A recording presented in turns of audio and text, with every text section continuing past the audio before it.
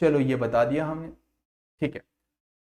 अब हमारे पास this is a charge, this is a T, है ना, एंड दिस इज आपके पास 1 सेकेंड, एंड दिस इज आपके पास 2 second, great, and this is T equals to आपके पास 0 सेकेंड, एंड दिस इज आपके पास 6 कूलम। समझते जाइए मेरे दोस्त, समझते जाइए। मेरा क्वेश्चन आपसे ये है, पहली बात बड़े ध्यान से सुनिएगा, कि हमारे पास अगर हम बोले कि find find find current at T equals to 1.5 second, 1.5 second, कितना? 1.5 सेकेंड। बताइए, आप लोग मेरे को बताइएगा कि 1.5 सेकेंड पे कितना करंट फ्लो होगा? बताइए फटाफट। फर्स्ट क्वेश्चन का आंसर दीजिए सारे दोस्त। समझ गए हो ना कंसेप्ट? अभी के अभी समझ के जाना है और अभी का अभी एग्जीक्यूट करना है चीजों को, और कंसेप्ट को सुधारना है मेरे दोस्त। ओके, चलिए बताइए फटाफट बताइए मेरे दोस्त कि t इक्वल्स टू 1.5 सेकेंड पे कितना करंट फ्लो होगा मेरे दोस्त? 1.5 सेकेंड पे।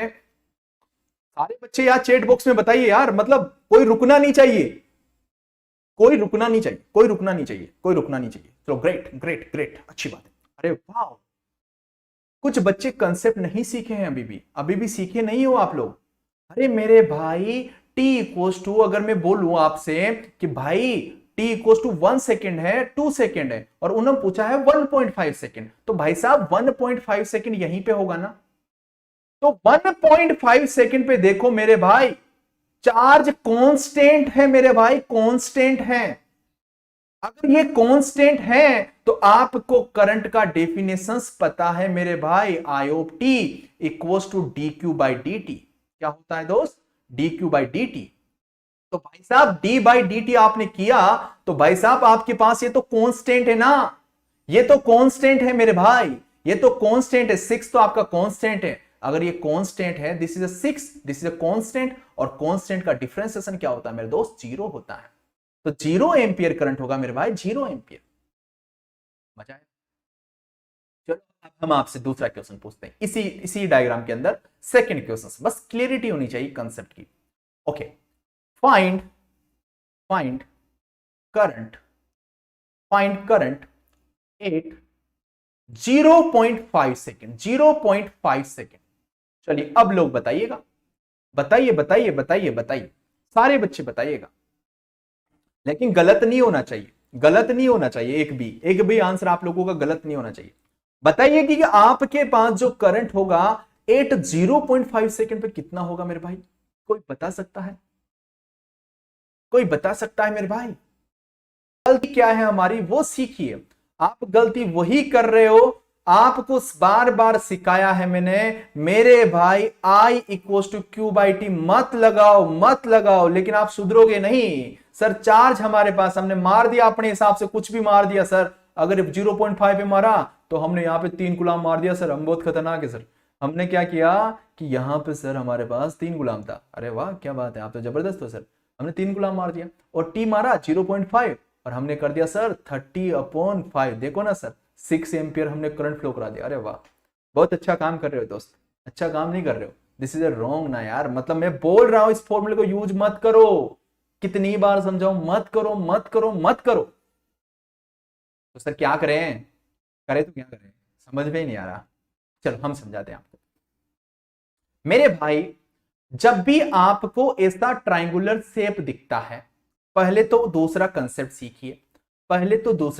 सीखिए। सर हमारे पास जब भी आपको ट्राइंगुलर शेप दिखता है तो क्या होता है? अरे सर बताते हैं हम आपको। देखो, जब भी मेरे भाई आपको ऐसा कोई शेप दिखता है, ओके, तो अगर आपको मैं बोलूं कि भाई साहब यहां पे x1 और यहां पे y1 है, और यहां के कोऑर्डिनेट आपके पास x2 एंड y2 है।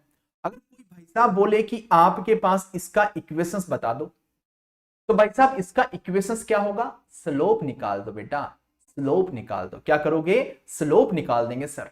तो इसका स्लोप क्या होगा? सर देखिए, स्लोप जो होता है ना, वो होता है y2 minus y1 divided by x2 minus x1, और मेरे भाई याद रखना, जो ये स्लोप होता है ना, ये जो स्लोप होता है ना, ये बहुत बड़ा रोल अदा करेगा। अभी रुकिए, हमारे पास ये स्लोप आप निकाल दोगे, ये स्लोप हमने यहां पे निकाल दिया, चलो अच्छी बात है सर, हमने स्लोप निकाल दिया। तो सर जब स्लोप निकल जाएगा तो आप देखो, फिर उसके बाद हम करेंगे चर्चा। तो सर इसका स्लोप कितना होगा बेटा, इसका स्लोप कितना होगा? सर देखो, यहां के कोऑर्डिनेट की अगर मैं बात करूं तो यहां का कोऑर्डिनेट होगा 1,6, यही होगा। और सर यहां का कोऑर्डिनेट कितना होगा बेटा? आप बोलोगे सर 0,0। तो बेटा स्लोप कितना हो गया, कोई बताएगा स्लोप कितना हो जाएगा? बेटा अगर स्लोप निकालोगे तो आप बोलोगे sir 6 - 0 divided by y2 - y1 and x2 - x1। तो 1 - 0 तो कितना हो गया दोस्त? 6 हो गया। स्लोप आया। अब आपने स्लोप निकाल दिया भाई साहब, आपको इक्वेशन पता होना चाहिए sir, y equals to sir mx plus c आपके पास एक लीनियर इक्वेशन होता है। थोड़ा मैथमेटिक्स लग रहा है दोस्त, लेकिन कंसेप्ट है, बहुत काम का कंसेप्ट है मेरे भाई। अब इससे यूं मत बोल देना सर ये तो आता ही नहीं है, किसने बोला नहीं आता है? बताऊंगा मैं आपको, ठीक है। y equals to mx plus c, c crossing point होता है, कहां से क्रॉस कर रहा है बेटा? 0 से, तो c का वैल्यू तो कितना हो गया बेटा? 0। तो y इक्वल्स टू स्लोप कितना आया बेटा? 6। और यहां पे एक्सिस कौन सा है? t, तो 6t हो गया बेटा। चलो ग्रेट, अरे वाह क्या बात है sir, y equals to 6t हो गया। तो हमारे पास ये इक्वेशन बन गया किसका बेटा? ये जो ट्रायंगुलर शेप दिख रहा है इसका हमारे पास क्या दिख गया बेटा? इक्वेशन दिख गया।